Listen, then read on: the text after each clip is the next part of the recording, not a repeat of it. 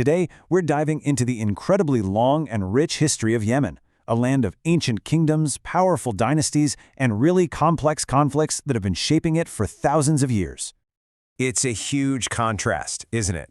The ancient Greeks actually called this place Eudaimon Arabia, which literally means happy Arabia, because of its fertile lands and just unbelievable wealth from the spice trade. So the big question for our explainer is this: what on earth happened? How did all that ancient prosperity give way to the devastating crisis we see today? To figure that out, we're going to journey through 6 key chapters. We'll start with its ancient, wealthy past, move through a golden age of local dynasties, look at how empires created deep divisions, and then track the turbulent path that leads right up to the conflicts of today. Okay, let's rewind the clock, Maybach. We're talking thousands of years ago. Thanks to its key location and pretty good climate, Yemen became one of the oldest centers of civilization in the Near East. It was a true crossroads of culture and commerce. For over 1,000 years, this region was dominated by a whole series of powerful caravan kingdoms.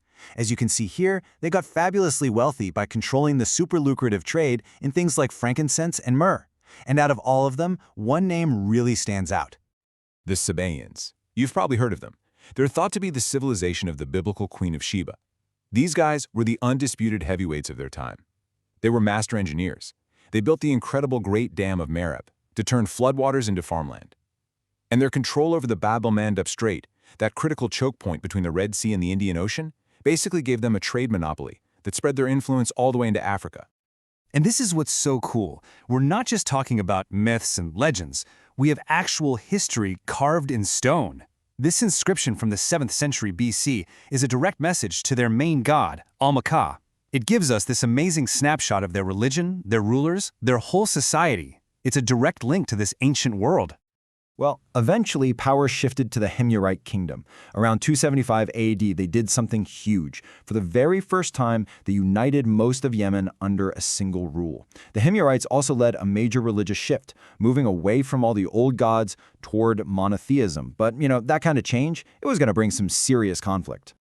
And here's where things get really intense. In the early 6th century, the Himyarite king, Thu Nuwas, who had converted to Judaism, launched this brutal persecution of the kingdom's Christians. Inscriptions from his own time actually boast about the scale of the killing. This got the attention of the powerful Byzantine Empire, which then leaned on its Christian ally, the Kingdom of Aksum in Ethiopia, to do something about it. The invasion that followed crushed Thu Nuwas and really marked the end of Yemen's ancient independent civilization. Okay, fast forward a bit.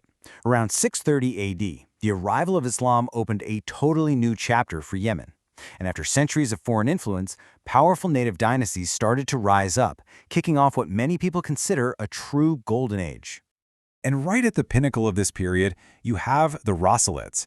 They're widely seen as the greatest native Yemeni state since the ancient times.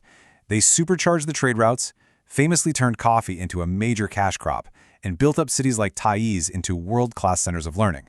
And maybe most importantly, they really forged a powerful sense of Yemeni unity.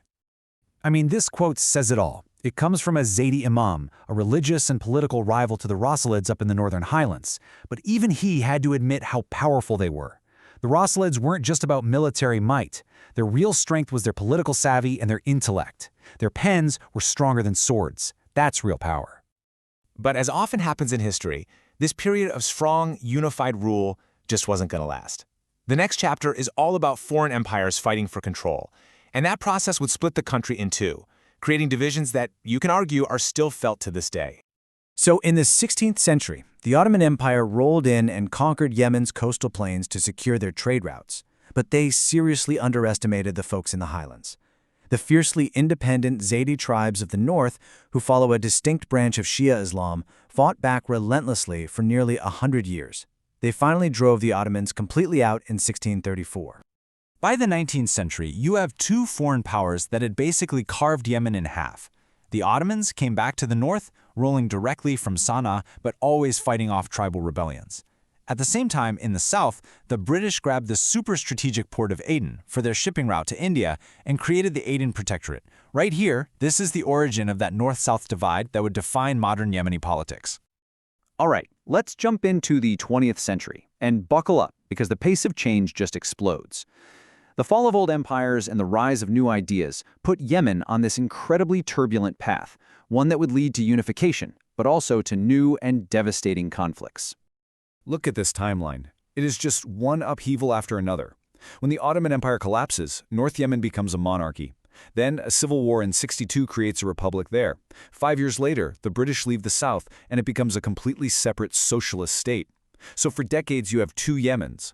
They finally unify in 1990, but those old tensions boil over into a civil war just 4 years later.